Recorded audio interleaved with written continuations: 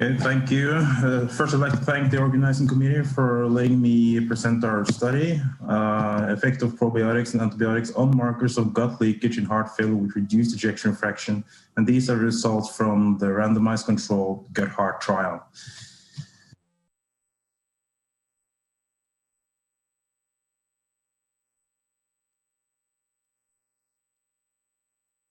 Sorry. Heart failure is a condition or clinical condition where you have decreased cardiac output as well as increased intracardiac pressures. And the causes are several.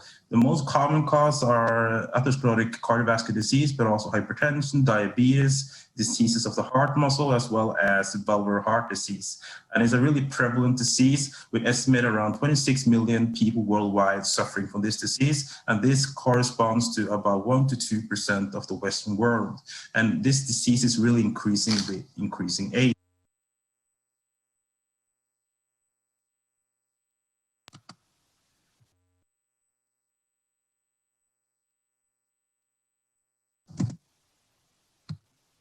Next slide. Next slide, thank you. So heart failure is generally divided into two types, depending on how much the heart is able to pump out at each stroke. So we have the classical reduced ejection fraction and you have the preserved ejection fraction. But symptoms and signs are generally the same regardless of what type of heart failure you do have. So you have shortness of breath, peripheral edema, fatigue, weakness, persistent cough, but also the less commonly known symptoms such as loss of appetite, nausea, diarrhea, constipation, as well as bloating. Next. But in the GUTHEART study, we focused on patients with reduced ejection fraction. Next slide, please. So heart failure treatment. So the first rule in heart failure treatment is to treat the underlying cause. So if you do have obstruction in one coronary artery, you do have to treat that. But more importantly, you also have to prevent new events with statins or platelet inhibitors. And if you do have hypertension, you have to treat that as well with antihypertensive drugs. However, even though you treat the underlying cause, this disease really progresses. And this is probably due to activation of a lot of neurohormonal pathways, which are seen in heart failure. So we treat all these patients with beta blockers to prevent or to counteract the effect of an increased sympathetic activity. We also give them ACE inhibitors or angiotensin II receptor blockers to block the effects of angiotensin II and mineralocorticoid receptor antagonists, as well as the newly drugged neprilysin inhibitors, which increase the natriuretic peptides, which are beneficial for the heart. However, next slide. All of these drugs have been shown to decrease mortality in heart failure, but still the 1-year mortality remains high and can be compared to a lot of metastatic cancers. Next slide. So we propose that maybe there's another axis that may represent a new treatment target in heart failure, and that's namely the gut or the gut-heart axis. Next slide, please. So we hypothesized that decreased cardiac output may lead to increased venous congestion, but it also leads to bowel hypoperfusion, and this may lead to increased leakage of bacteria or bacterial wall products into systemic blood flow and interaction with immune cells of the innate immune system, which will lead to increased transcription of a lot of pro-inflammatory cytokines such as IL-6, TNF-alpha, and so forth. And we know these may have detrimental effects on the heart. Of course, we also have microbial metabolites such as TMAOs, which is essentially a byproduct of microbial enzymes, which degrades choline and L-carnitine into TMAA, and it's oxidized by the liver. And we also know that TMAO also is associated with poor prognosis in heart failure. There have been a lot of studies looking at the changes in the microbiota in heart failure. However, the results and the methods are a little bit heterogeneous. but they all agree that we see decreased diversity, we see loss of commensals, as well as increase in pathobionts, and as well as we also see decrease in butyrate producers, which says something about a shift in the metabolic capacity of the microbiota. And we also know that the degree of dysbiosis and intestinal permeability is also really correlated with the symptomatic burden of the patient. And LPS is also increased in patients with signs of edema and is also decreased upon diuretic treatment. Next slide, please. So we designed the GUTHEART trial to see whether modulation of the gut microbiota could be translated into improved cardiac function. So we wanted to include 150 patients from 4 centers, 3 in Norway and 1 in Brazil, and they were all at stable chronic heart failure, and they were all symptomatic. They were then assessed at baseline with echocardiography. We also did fecal samples, blood samples, 6-minute walk tests, and we also did a dietary assessment as well. And they were randomized into control treatment with the probiotic yeast Saccharomyces boulardii or treatment with the locally acting antibiotic rifaximin. This was an open label trial, so all patients knew which group they were in. However, it was randomized. At 1 month, we did a safety assessment, and at 3 months, we ended the intervention, and we did or repeated the baseline assessments. Next slide. So for this part of my presentation, I'm going to focus on the 3 months results. Next slide. So just to recap, so decreased cardiac output might lead to intestinal wall edema, which may lead to leakage of LPS, which activates the innate immune system. And we believe that our intervention might counteract or interact with this leakage and thus decrease the inflammation. We also know that heart failure is associated with intestinal dysbiosis, so we also believe that our drugs might counteract that and prevent this shift in metabolic capacity of the microbiota as we have seen in heart failure. Next slide. So the endpoint in this study was to see if there's any difference in markers of gut leakage and systemic inflammation after 3 months of intervention compared to control. And we measured LPS, also LPS binding protein, soluble CD14, and as well as intestinal fatty acid binding protein. Next slide, please. So these are the baseline characteristics for the entire group. So as you can see, the median age was about 60%. 60 years old.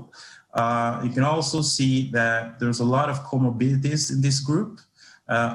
Almost all of the patients used ACE inhibitors or angiotensin II receptor blockers, and most of the patients also used beta blockers. You can also see that the Shannon index or diversity index of all the patients was maybe surprisingly a little bit higher than we thought. And the echocardiography or the left ventricular ejection fraction was about 30 or median result of 30. Next. So these are the baseline results for all the leakage markers as well as markers of systemic inflammation according to randomized groups. And most of them were even for each randomized group. However, we did observe that intestinal fatty acid binding protein was a little bit higher at baseline in the rifaximin group than in the other groups. Next. So these are the results. And as you can see, from 0 to 3, that is from baseline to 3 months, there were actually no real change in either groups. So for LPS, LBP, and CD14, there were no real group. And again, there were no between group difference, meaning between control and the interventional group. So we did not see any interventional effect of our drugs. For intestinal fatty acid binding protein, in the rifaximin group, we did see a reduction in intestinal fatty acid binding protein from baseline to 3 months. However, this was not significant, and we did not see any baseline adjusted difference between control and the rifaximin group for intestinal fatty acid binding protein as well. Next, please.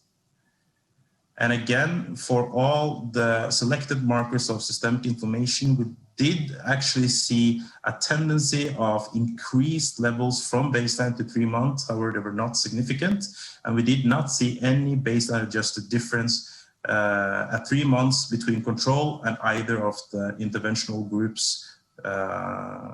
So the control, so the results were neutral. Next.